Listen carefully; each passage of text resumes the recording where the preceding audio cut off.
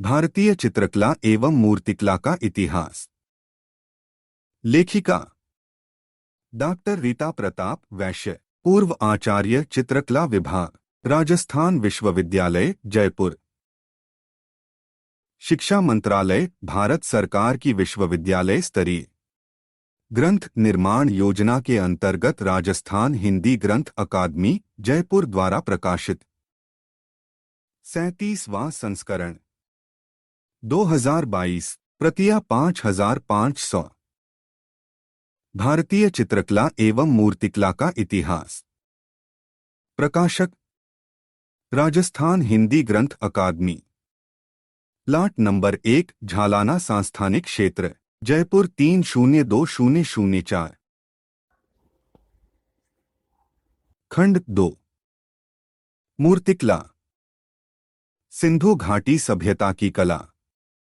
मौर्य काल, शुंग सातवाहन काल, कुषाण काल, गुप्त काल। भारतीय मंदिर।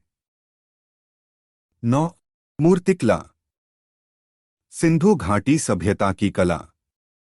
प्राय 2700 ईसा पूर्व से 1700 ईसा पूर्व। कला का प्रारूप।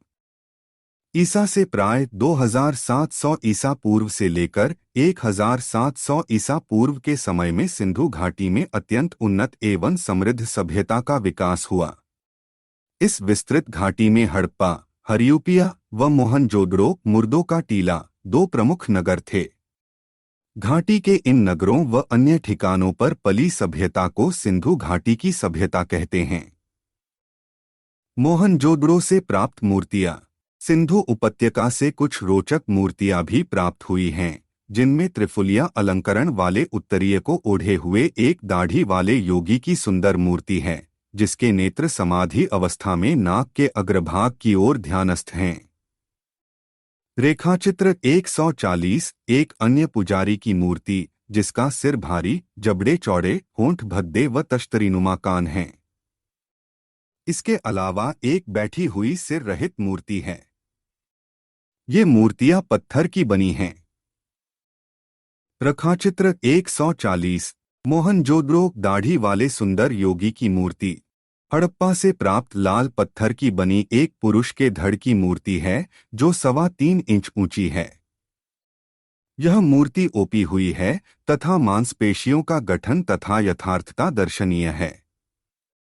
इसके निर्माण का समय 2500 से 2000 ईसा पूर्व के मध्य अनुमानित है। यह प्रतिमा राष्ट्रीय संग्रहालय, नई दिल्ली में सुरक्षित है। चित्र 141, एक अन्य धड़ काले रंग के पत्थर का प्राप्त हुआ है, जो पुरुष नर्तक का है। वह अपने दाहिने पैर के बल पर खड़ा है और बायां पैर नृत्य की मुद्रा में ऊंचा उठा है। इस मूर्ति को नटराज के आदि रूप का द्योतक माना गया है। इसकी ऊंचाई 7-8 इंच है। मृण्मूर्तियां। यहीं से प्राप्त अनेक मृण्मूर्तियां भी हैं, जिनके मुख प्रफुल्लित व भयानक दिखाए गए हैं। इनके अलावा एक मातृदेवी की मृण्मूर्ति भी मिली है। शायद ये मूर्तियां धार्मिक कार्यों के लिए प्रयोग में आती होंगी। इसके अतिरिक्त सिर हिलाने वाले कुकुदमान, 2 तवंगी, वृषभ, हाथी, गैंडा, सुअर, सलाई पर चलने वाले बंदर, सीटी वाली चिड़िया आदि हैं। ये मूर्तियां आकर्षक एवं सुडौल हैं। चित्र 142, ताम्र मूर्तियां। मोहनजोदड़ो से प्राप्त ताम्र की 2 तवंगी एवं एक कांस्य की नर्तकी प्राप्त हुई है, जिसकी ऊंचाई 9 सेंटीमीटर है। इनमें से एक नर्तकी, युवती, प्रतिमा के लंबे हाथ तथा पैर अनुपात रहित हैं। रेखाचित्र 143, बाईं भुजा में वह युवती कोहनी तक के मोटे कड़े पहने है व दाहिना हाथ कमर पर टिका है और बायां पैर ताल देने की मुद्रा में मुड़ा हुआ है। मूर्ति को मच्छिष्ट तकनीक में बनाया गया है और इसमें लय गति का अद्भुत समावेश है। इसके अलावा 2 नग्न मूर्ति के धड़ मिले हैं। पहला धड़ लंबवत खड़े किसी व्यक्ति का है और दूसरा किसी नर्तक का। चित्र 143, मोहनजोदड़ो नर्तकी। बर्तन भांडे। मोहनजोदड़ो व हड़प्पा से प्राप्त मिट्टी के बने बर्तन भांडों में नुकीली किनारी के गिलास, कटोरिया, रकाबिया, बोतल, श्मशान पात्र, छिद्र वाले बर्तन, बड़े संभरण पात्र तथा छोटे बर्तन अच्छी चिकनी मिट्टी के बने मिलते हैं। ये बर्तन लाल रंग करके पकाए गए हैं और प्रायः चाक पर बने हैं। बर्तन भांडों पर कांच का ओप चमक चढ़ाने की प्रक्रिया का प्रचलन सबसे पहले सिंधु घाटी से ही मिलता है। उपर्युक्त बर्तन भांडों पर चित्रित असंख्य लोक अलंकरण हैं, जिनमें टेढ़ी मेढ़ी रेखाएं, लहरदार रेखाएं, तारे, बाणमुख, चौफुलिया, चौकार, तिकोने, वृत्त, ज्यामितीय आकारों में वर्गाकार खाने, परस्पर काटती रेखाओं में मोर, मछली, जलचर, सींगदार पशु, फूल, पत्ती आदि मिलते हैं। बकरी, गीदड़, हिरण आदि लाल या काली मिट्टी के बर्तनों पर चित्रित हैं। मानवाकृतियों का अंकन नहीं के बराबर है और जो भी मिला है उनमें एक मछुआरा अपने कंधों पर बहेंगी उठाए है तथा एक शिकारी मृग का शिकार कर रहा है। हड़प्पा के एक मृत्तिका पात्र के ढक्कन पर एक आलेखन में 2 हिरण अंकित हैं। इस आलेखन की पृष्ठभूमि काली है और लाल रंग से चित्रकारी की गई है। इस प्रकार के बर्तन तथा मुहरें दजला फरात क्षेत्र में लगभग 1000 ईसा पूर्व में बनाई जाने लगी थीं। मेसोपोटामिया में डर नगर के अवशेष तथा मोहनजोदड़ो से प्राप्त कला सामग्री इस बात की द्योतक है कि भारत का सुमेर, मिस्र, फिलिस्तीन तथा ईरान आदि से घनिष्ठ संबंध था। सर जॉन मार्शल ने कहा है, यहाँ साधारण नागरिक सुविधा और विलास का जिस मात्रा में उपयोग करता था उसकी तुलना समकालीन सभ्य संसार के अन्य भागों से नहीं हो सकती और यह कहना अतिशयोक्ति नहीं है कि जो प्रतीकात्मक सुंदर अलंकृत पात्र सिंधु घाटी से प्राप्त हुए हैं वह सीरिया, मिस्र, मेसोपोटामिया, पश्चिम एशिया में भी नहीं मिले हैं। मुद्राएं एवं मोहरें। मोहनजोदड़ो में केवल 3 मिट्टी की मोहरें मिली हैं, जिनमें मोहनजोदड़ो से प्राप्त एक मुहर पर शिव पशुपति के रूप में पशुओं के साथ बनाया गया है। इस मुहर में सींगदार मुकुट पहने त्रिनेत्रधारी शिव एक योगी के समान सिंहासन पर बैठे हैं। उनके चारों ओर पशु हैं, जिनमें हाथी और चीता दाहिनी ओर, गैंडा और भैंसा बाईं ओर तथा सींग वाला हिरण सिंहासन के बीच खड़ा है। रेखाचित्र 144। कुछ मोहरों पर कुकुद युक्त बैल, वृषभ और हिरण का संयुक्त रूप भी देखने को मिलता है। मोहनजोदड़ो से प्राप्त टिकरे में नाव का रेखाचित्र उत्कीर्ण है, जिसका समय अनुमानतः 3000 ईसा पूर्व है। सिंधु उपत्यका से 1200 से अधिक सिलखड़ी पत्थर की बनाई मोहरें कलात्मक रूपों व लेखों की दृष्टि से बड़ी महत्वपूर्ण हैं। ये करीब 1 इंच मोटी हैं और पीछे की तरफ से प्राय एक अंगूठीनुमा उठान है, ताकि यह धागे से बांधकर भली प्रकार प्रयोग में लाई जा सकें। मोहरें वर्गाकार, गोल एवं ढोलनाकार आकारों में मिलती हैं। कहीं कहीं मिट्टी के टिकरों या मुहरों पर रेखाएं उत्कीर्ण करके भी चित्र बनाए गए हैं। ताम्र मुद्राएं। सिंधु घाटी में कुछ ताम्र मुद्राएं भी मिली हैं, जिन पर पशुओं की आकृति उत्कीर्ण है। यह 1.2 इंच 0.5 इंच से 1.50.1 इंच है। कुछ विद्वानों ने इन ताम्र मुद्राओं को ताबीज की संज्ञा दी है। इन मोहरों पर उकेरी चित्रलिपि अभी तक किसी के द्वारा पढ़ी नहीं गई है।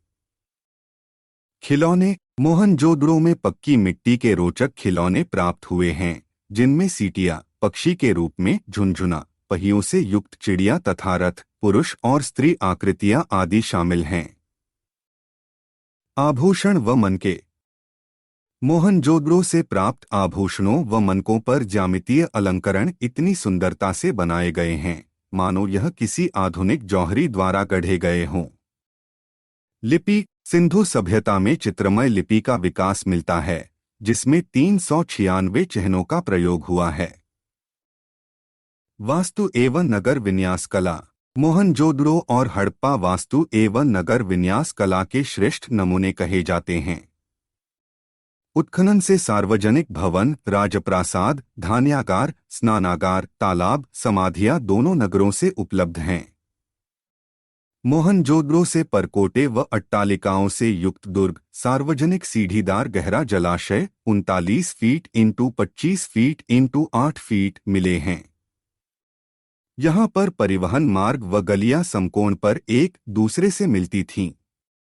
हड़प्पा का राजमार्ग 33 फीट चौड़ा था व ईंटों के फर्श बनाए गए थे तथा सुरक्षा व धूल आदि के बचाव के लिए मकानों के मुख्य दरवाजे मुख्य मार्ग पर न होकर गलियों की ओर बनाए जाते थे। गंदे पानी के निकास के लिए आधुनिक सीवर के समान ही जमीन के अंदर नाली तथा चौबच्चे बनाए जाते थे।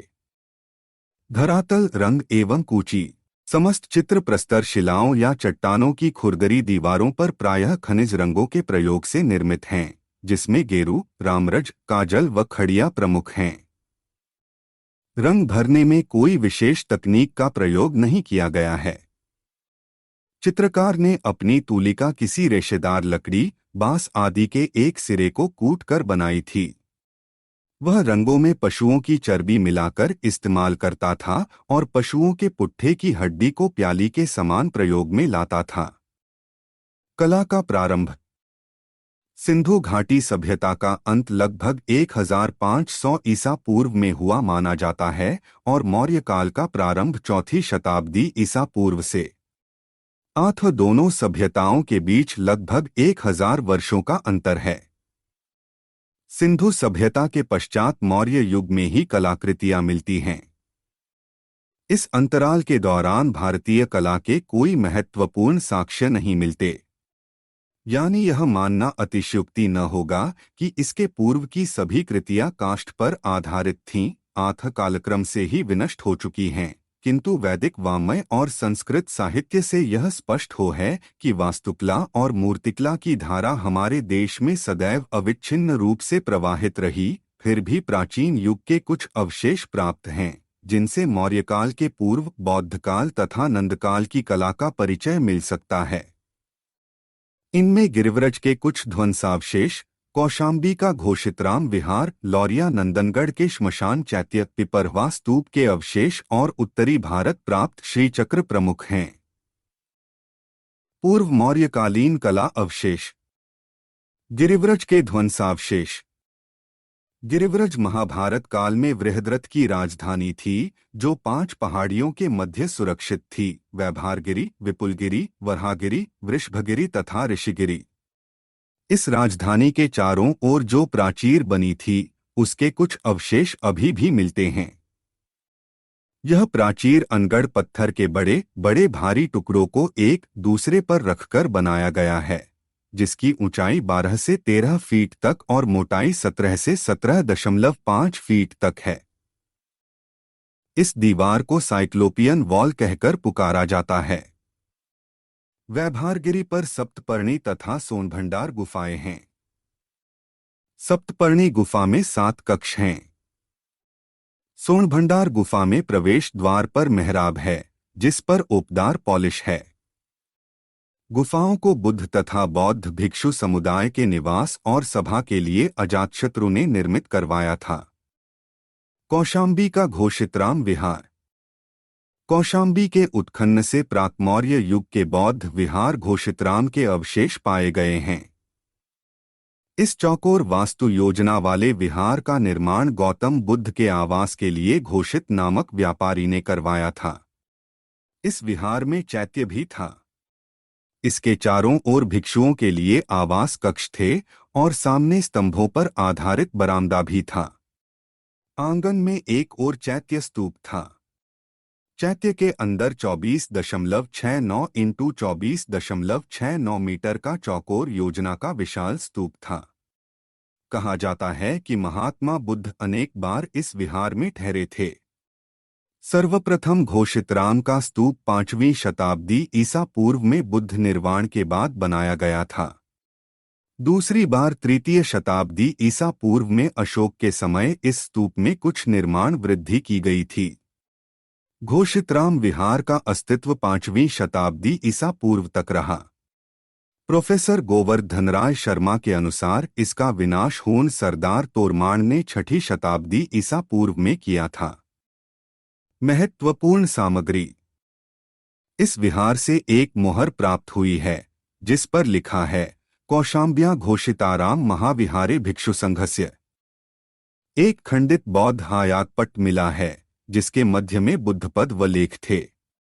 भयंतस धरस अंतेवासिस भिक्षुस फगलस बुधावासे घोषितारामे सव बुधाना पूजाए शिलाकारापिता, अर्थात पूज्य घर के अंतेवासी भिक्षु फगल ने घोषितराम के बुद्ध निवास में सभी बुद्धों की पूजा के लिए यह शिलापट स्थापित करवाया।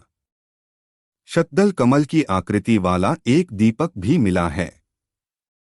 इस धार्मिक दान को शाक्य भिक्षु भद्रधर्म प्रदीप ने भगवान बुद्ध के लिए घोषितराम की गंधकुटी में दिया।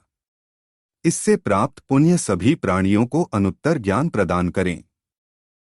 बुद्ध की पूजा हेतु घोषितराम में कोहड़ की कन्या नंदैशा द्वारा अभिलिखित एक स्तंभ भी अपने मूल स्थान पर गड़ा पाया गया है।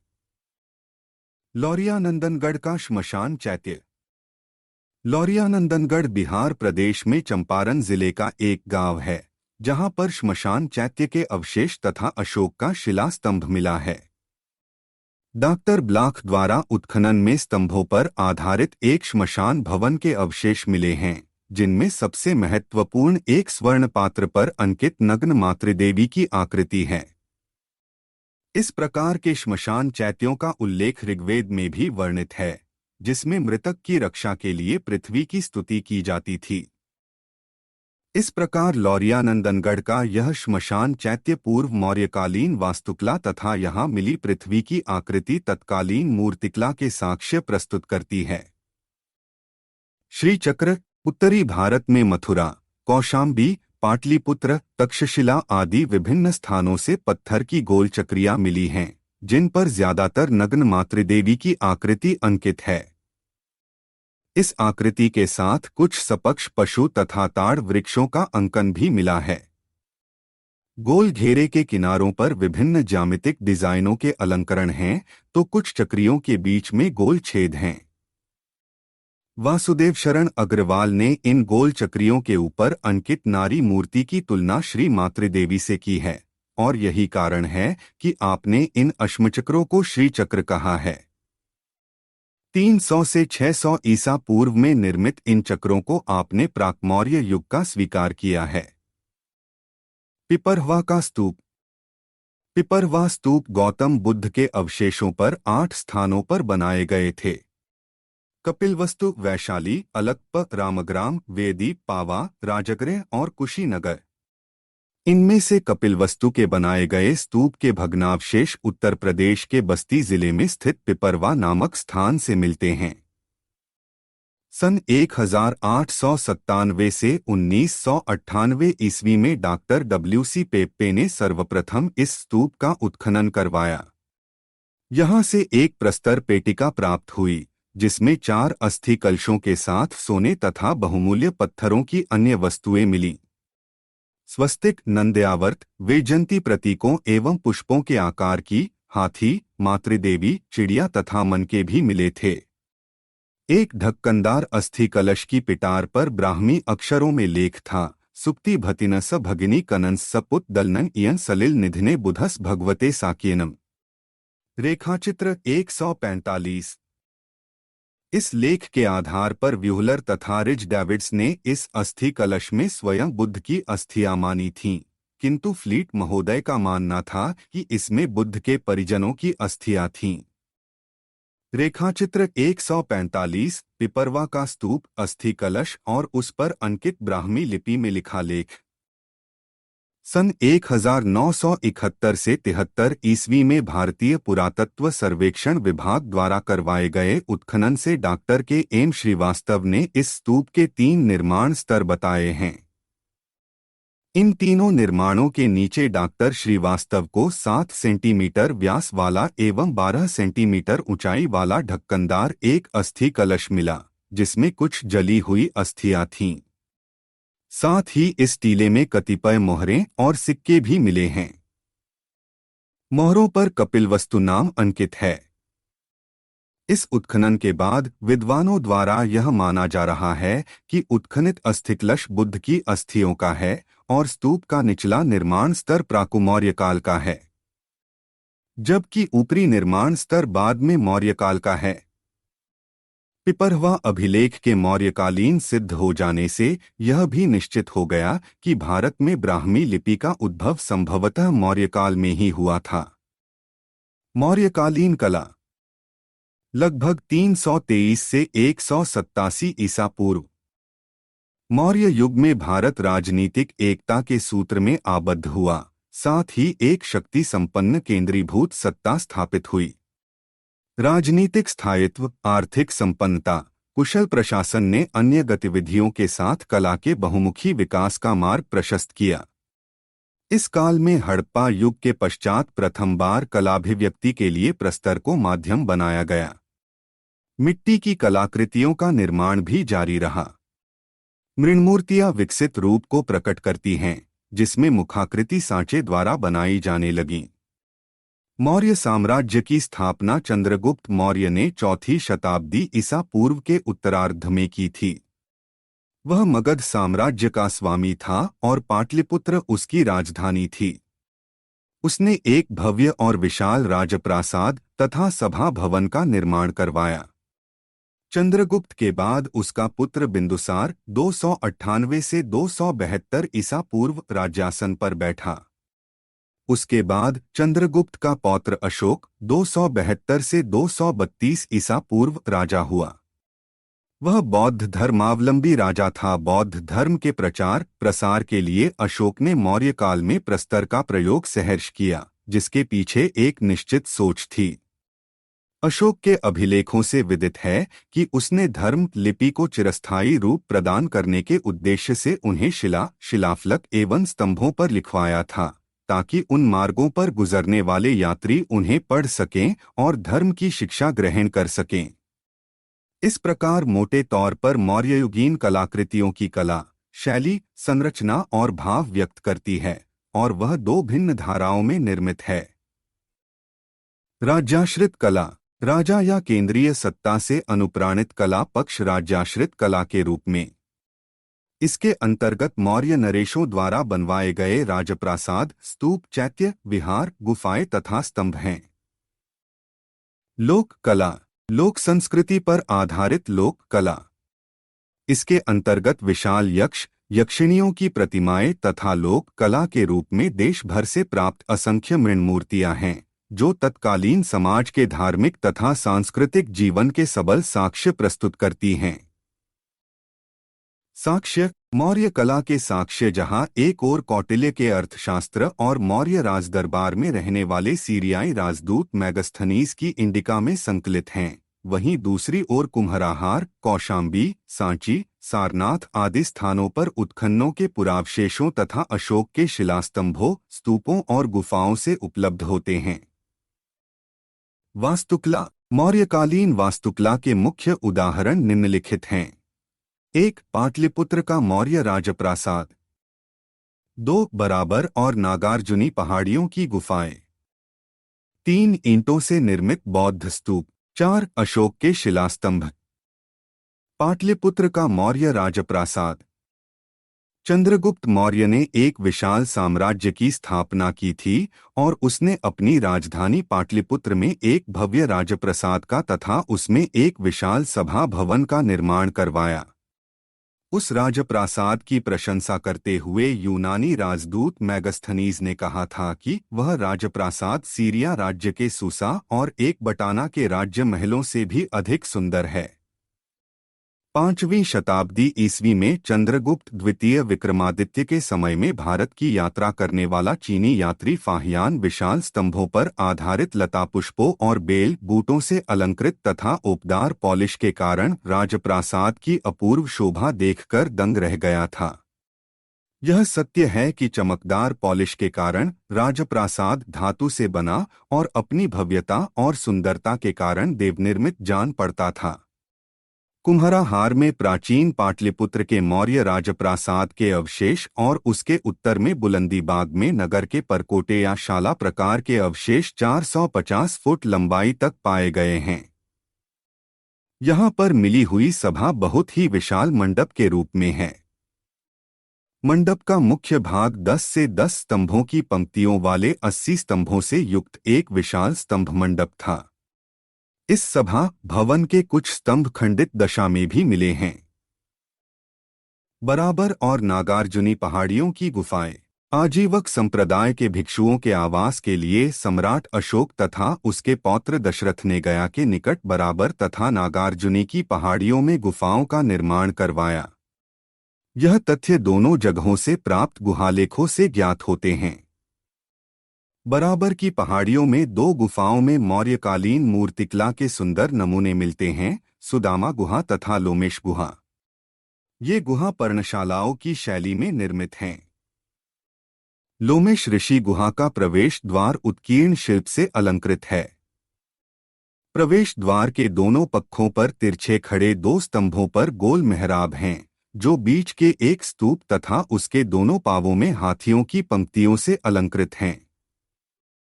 नागार्जुनी पहाड़ी की गोपी गुहा भी विशाल और उत्कृष्ट है। इसकी दीवार पर प्राप्त लेख के अनुसार इसका निर्माण सम्राट दशरथ की आज्ञा से हुआ था। इस गुफा की भीतरी दीवारों पर मौर्यकालीन चमकदार पॉलिश पाई गई है। ईंटों से निर्मित बौद्ध स्तूप अस्थि अवशेषों के ऊपर थूहा या समाधि जैसे ऊंचे टीलों का निर्माण वैदिक युग से ही प्रारंभ हो चुका था। इस परंपरा पर स्तूप निर्माण का प्रचलन बौद्ध तथा जैन धर्म के साथ साथ विकसित होता गया। सर्वप्रथम गौतम बुद्ध की अस्थियों पर 8 स्तूपों का निर्माण हुआ था। इसके पश्चात इन्हीं अस्थियों को अशोक ने एकत्र करवाकर अपने समूचे राज्य में 84,000 स्तूपों का निर्माण करवाया था, जिनमें से कुछ ही स्तूपों के भग्नावशेष प्रकाश में आए हैं। मौर्यकालीन स्तूप प्रायः ईंटों से निर्मित थे और निम्नलिखित स्थानों पर ये मौर्यकालीन स्तूप पाए गए हैं। 1 सारनाथ का धर्मराजिका स्तूप, 2 सांची का विशाल स्तूप, 3 तक्षशिला का धर्मराजिका स्तूप। ये उपर्युक्त स्तूप प्राय ईंटों के बने हैं, जिनका आकार 16 inch into 10 inch into 3 inch है। सांची का स्तूप ध्वस्त होने पर उसके ऊपर शुंगकाल के पत्थर का विशाल स्तूप बनाया गया, जो वर्तमान में भी देखा जा सकता है। सारनाथ स्तूप की केवल नींव ही शेष बची है।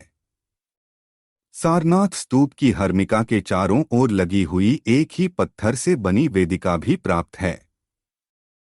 अशोक के शिलास्तंभ अशोक ने अपने समस्त राज्य में महत्वपूर्ण स्थानों पर एक ही पत्थर के टुकड़े के 30 से 50 फीट तक लंबे स्तंभ खड़े करवाए थे, जिनके ऊपर उत्कृष्ट पशु शीर्षक हैं। ये स्तंभ नीचे मोटे और ऊपर क्रमशः पतले होते गए। जो भाग भूमि के अंदर गाड़ा जाता था वह अनगढ़ खुरदरा और चौकोर है, परंतु जो भाग भूमि के ऊपर है वह सपाट, गोल और उस पर चिकनी ओपदार पॉलिश है। किसी किसी स्तंभ पर अशोक के धर्मलेख ब्राह्मी लिपि में उत्कीर्ण हैं। स्तूपों के ऊपर शीर्ष को हाथी, सिंह अथवा बैल की यानी पशु आकृति से सजाया गया है। फाह्यान और युवांग ने यात्रा वृत्तांत में अपने द्वारा देखे गए स्तंभों की चर्चा की है। फाह्यान 399 से 413 ईस्वी ने 6 स्तंभों का उल्लेख किया है, जिनमें 2 श्रावस्ती के जेतवन विहार के द्वार के थे, एक संकिसा में विहार के पृष्ठभाग में स्थित था। कुशीनगर से वैशाली के मार्ग में चौथा स्तंभ लौरिया अर्राज स्तंभ, 5वां जम्बूद्वीप, 6ठा नीली नामक नगर का निर्माण सूचित करने के लिए था।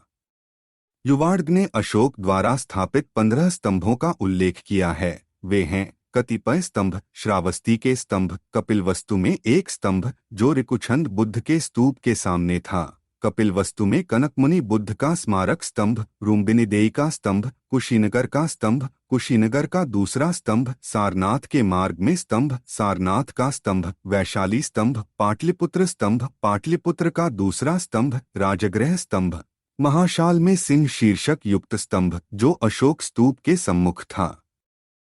स्तंभों की सूची। अशोक के शिलास्तंभों को अशोक के लाट भी कहा जाता है। ये स्तंभ अग्रलिखित स्थानों पर प्राप्त हुए हैं। एक सारनाथ स्तंभ जिस पर 4 सिंहों का शीर्षक है। 2 सांची स्तंभ। 3 रामपुरवा स्तंभ जिला चंपारण बिहार में स्थापित वृषभ शीर्षक युक्त लेखरहित। चित्र 146। 4 लोरियानंदागढ़ स्तंभ वृषभ शीर्षक युक्त। चित्र 147। 5 लिगलीवा गांव या निगाली सागर में स्थापित। 6 इलाहाबाद स्तंभ जो पूर्व में कौशाम्बी में था और बाद में अकबर द्वारा प्रयाग दुर्ग में लाया गया। 7 लौरिया अर्राज स्तंभ जिला चंपारण बिहार में स्थापित। 8 रुम्बिनीदेई लुम्बिनीवन में स्थापित अश्व शीर्षयुक्त। 9 रढ़िया गांव जिला चंपारण बिहार में स्थापित। 10 तोपारा जिला अंबाला में प्राप्त अब दिल्ली के फिरोजशाह कोटला में स्थापित। 11 बसाड़ बाखिरा या कोल्हुआ स्तंभ सिंह शीर्षक युक्त। 12 संकिसा स्तंभ गज शीर्षक युक्त लेख रहित। 13 सन 1356 ईस्वी में सुल्तान फिरोज ने मेरठ से मंगवाया था और अब दिल्ली के उत्तर पश्चिम रिज पर स्थापित। स्तंभों की रचना। स्तंभों की रचना में एक ऊंची मध्य यष्टि या डंडी और ऊपर शीर्षक लगाया गया है। लाट की ऊंचाई 40 से 50 फीट है। स्तंभ के नीचे की पेंदी भारी पत्थर की चौकी में छेद काटकर फंसाई गई है। लाट के ऊपर पशु की आकृति का शीर्षक है जिन पर 4 महाआजाने पशुओं की मूर्तियां स्थापित की गई थीं, अश्व, सिंह, वृषभ और गज। सारनाथ स्तंभ। सारनाथ वाले स्तंभ के गोल अंड भाग पर उपर्युक्त 4 महाआजाने पशु आकृतियां हैं और 4 छोटे धर्म चक्र हैं। इन पशुओं की अंकन परंपरा अति प्राचीन है। सिंधु घाटी सभ्यता से ही इन पशुओं का महत्वपूर्ण अंकन पाया जाता रहा है। पशु आकृतियों की महत्ता बौद्ध मान्यता के अनुसार अनवतप्त सरोवर के 4 स्रोतद्वारों के ये चारों पशु रक्षक हैं। इन्हें बुद्ध के जन्म, कुल, निष्क्रमण और राशि का प्रतीक भी माना जाता है। ये 4 पशु 4 दिशाओं के प्रतीक भी हैं। गज पूर्व दिशा का, वृषभ पश्चिम का, सिंह उत्तर का और अश्व दक्षिण का। इन चारों आकृतियों के बीच में एक एक धर्म चक्र की आकृति भी है जो चक्रवर्ती सम्राट के चक्र का भाव प्रकट करती है। आधार पर 4 सिंह पीठ से पीठ जोड़कर 4 दिशाओं में मुंह किए उत्कीर्ण हैं। इन सिंहों के अंग प्रत्यंग गठीले, अनुपातयुक्त एवं सजीव हैं। गर्जना करते हुए ये सिंह सम्राट की चतुर्दिक व्याप्त शक्ति का प्रतीक उपस्थित करते हैं। चित्र 148। इसके शीर्ष पर महाचक्र स्थापित है।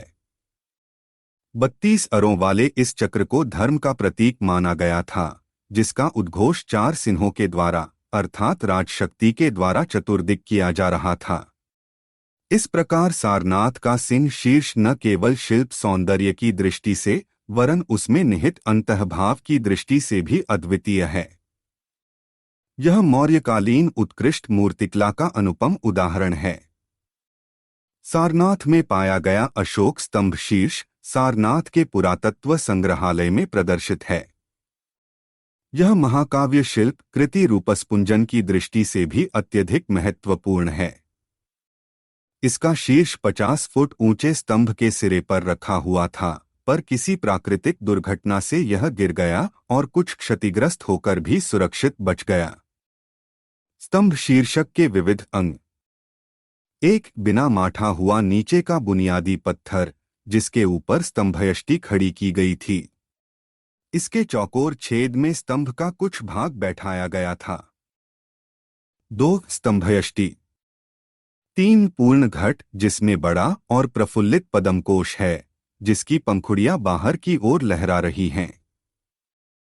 4 गोल अंड या चौकी जो दिक्मंडल की आकृति की है, उस पर 4 महाआजाने पशु और 4 छोटे चक्र अंकित हैं। 5 4 सिंह जो पीठ सटाए उकड़ बैठे हैं। 6 महाचक्र जिसमें चक्र का पुनर्निमित रूप दर्शित है। उपरोक्त 6 अंगों की पूर्वकालिक परंपरा ऋग्वेद के समय तक मिलती है। मौर्यकालीन प्रस्तर कलाकृतियां। भारत के विभिन्न प्रांतों में मौर्यकालीन अन्य प्रस्तर कलाकृतियां मिलती हैं, जिनमें प्रमुख रूप से उड़ीसा के अंतर्गत धौली की चट्टान में उत्कीर्ण हाथी, बोधगया का वज्रासन, वैसनगर से प्राप्त 2 स्तंभशीर्ष और उत्तर प्रदेश के देहरादून जिले में अशोक के कालसी शिला प्रज्ञापन के साथ उत्कीर्ण हाथी के रेखांकन।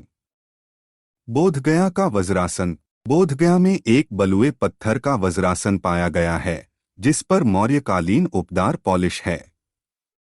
चौकोर आसन का तल तराशे गए तिकोनों से तथा इसकी अगली किनारी हंस तथा मुचकुंद पुष्पों से अलंकृत है। यही डिजाइन अशोक के सांची वाले सिंह शीर्ष के घेरे में भी दर्शित है।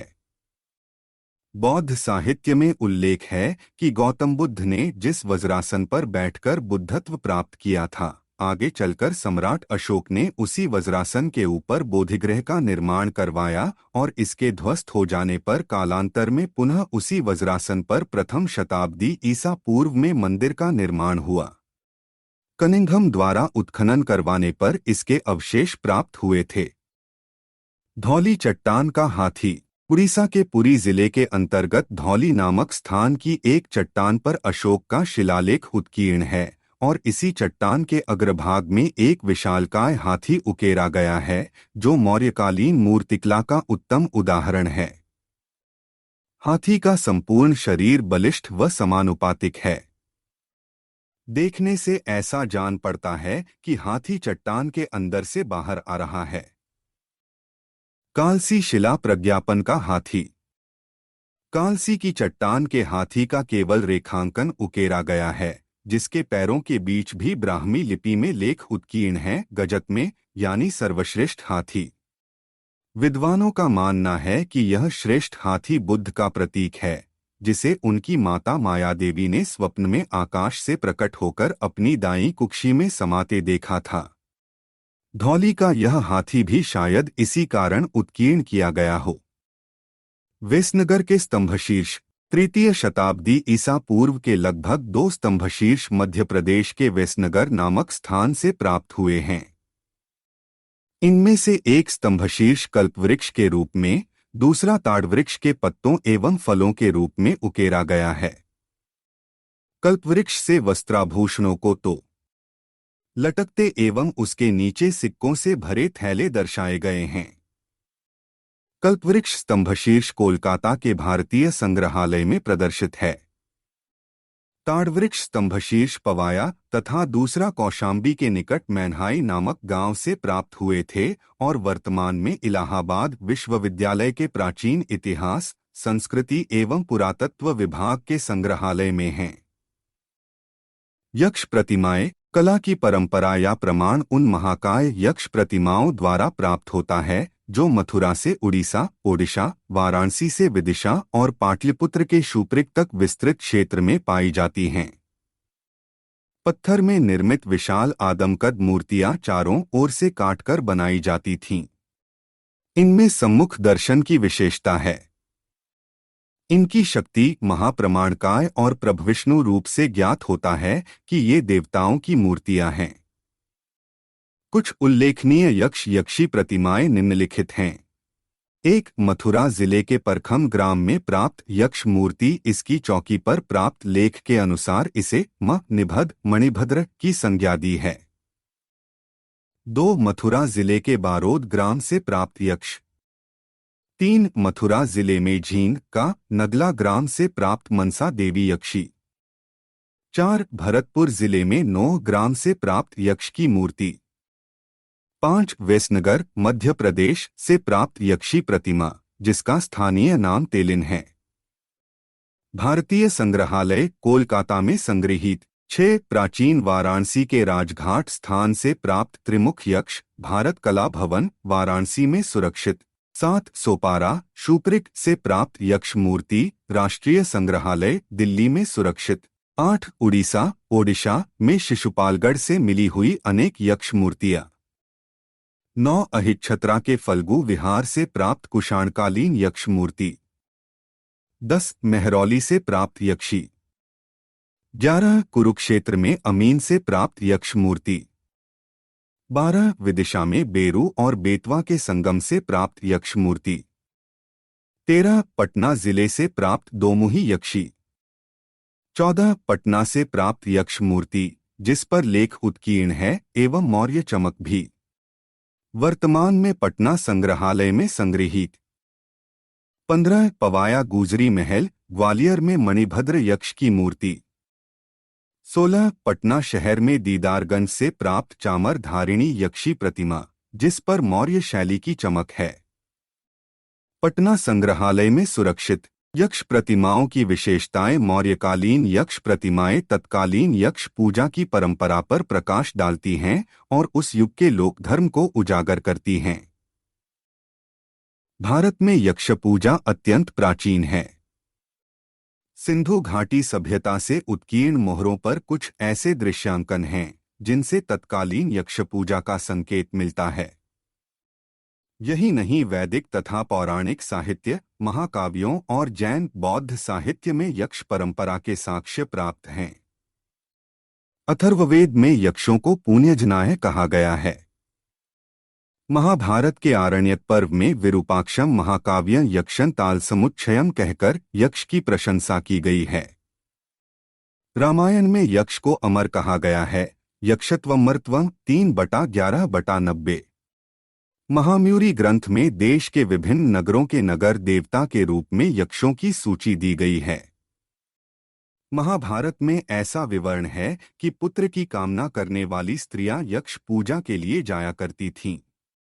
यही यक्ष परंपरा किसी न किसी रूप में आज भारत के गांव गांव में बरमबाबा, ब्रह्मा अथवा जख जखैया, यक्ष यक्षी के रूप में विद्यमान हैं। ये यक्ष प्रतिमाएं आदमकद हैं। इनके गात अत्यंत मांसल और बलिष्ठ हैं। ये चतुर्मुख दर्शन के आधार पर काटकर बनाई गई हैं। वे पृथक रूप से खड़ी हैं, पर उनके दर्शन का प्रभाव सम्मुखीन है, मानो शिल्पी ने उन्हें सम्मुख दर्शन के लिए गढ़ा हो। इनके वस्त्रों में सिर पर पगड़ी, कंधों और भुजाओं पर उत्तरीय जो छाती पर से होकर जाता है, कमर पर कटिबंध व घुटने के नीचे तक की धोती है। इनके आभूषणों के कानों में भारी कुंडल, गले में भारी कंठा, छाती पर चपटा तिकोना हार, हाथ में भुजबंद और कंगन उत्कीर्ण हैं। मौर्ययुगीन चमकदार पॉलिश वाली एवं दीदारगंज से प्राप्त बलुए पत्थर की आदमकद चामर धारिणी यक्षी प्रतिमा उपर्युक्त सभी यक्षी प्रतिमाओं में सुंदर, सजीव और नारी सौंदर्य का उत्कृष्टतम रूप प्रस्तुत करती है। रेखाचित्र 149। मौर्यकालीन ओपदार पॉलिश। मौर्यकालीन ओपदार पॉलिश के संदर्भ में वासुदेव शरण अग्रवाल ने अपनी पुस्तक भारतीय कला में पॉलिश की परंपरा में अनेक उदाहरण दिए हैं। आपने महाभारत से लगभग 1 दर्जन ऐसे उद्धरण दिए हैं जिनमें चमकदार पॉलिश का उल्लेख है। आपस्तंभसूत्र 1503/15 से 16 श्लक्षणीकरण श्लक्षणी कुर्वन्ति शब्दों द्वारा मृद्धांडों। रेखाचित्र 149। यक्ष प्रतिमाएं दीदारगंज से प्राप्त चामर धारिणी यक्षी को चमकदार बनाने की विधि दी गई है कि किस प्रकार चिकना करने के मसालों से उसे चिकना किया जाता था। काले ओप के बर्तन 600 से 200 ईसा पूर्व सारे भारत में प्राक मौर्य और लगभग मौर्यकालीन स्थानों पर पाए गए हैं। अन्य उदाहरणों में पिपरहवा स्तूप से प्राप्त क्रिस्टल की अस्थिमंजूषा, पटना से मिली उस काल की 2 यक्षी तथा दीदारगंज पटना की चामरधारिणी यक्षी और लोहनीपुर पटना में तीर्थंकर का धड़ इसी ओपदार पॉलिश से अलंकृत है। तक्षशिला के भिर नामक टीले के उत्खनन से प्राक मौर्य काल के 2 पाषाण वृत्त मिले हैं जिन पर ओपदार पॉलिश है। इससे पता चलता है कि पॉलिश का प्रयोग मौर्य युग से पूर्व भी तक्षशिला में होता था। मौर्यकालीन कला की विशेषताएं। मौर्यकाल में काष्ठ के स्थान पर पत्थर और ईंटों का अधिकाधिक प्रयोग हुआ। मौर्यकालीन कला की दूसरी विशेषता इस युग की एक प्रकार की चमकदार पॉलिश थी। पाटलिपुत्र का राजप्रासाद, दीदारगंज, पटना से पाई गई चामरधारिणी यक्षी और सारनाथ से मिले अशोक के शिलास्तंभ का शीर्ष इस प्रकार के पॉलिश के सुंदर नमूने हैं। मौर्यकालीन कला की तीसरी विशेषता धर्म का प्रचार थी। इस काल में बौद्ध तथा जैन धर्मों के चतुर्दिक प्रचार प्रसार में कला ने अपनी महत्वपूर्ण भूमिका निभाई थी।